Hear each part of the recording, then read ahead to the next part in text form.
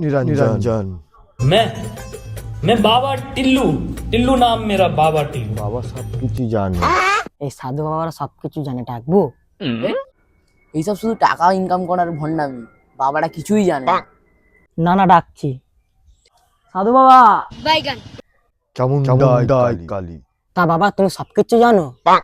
হ্যাঁ, সবকিছু জানি আমি, সব টিল্লু বাবার কঙ্কালের দান। তাহলে বাবা বলো তো, আমার বইয়ের নামটা কি? কেন, তোর বউয়ের নাম চুমকি দেবী।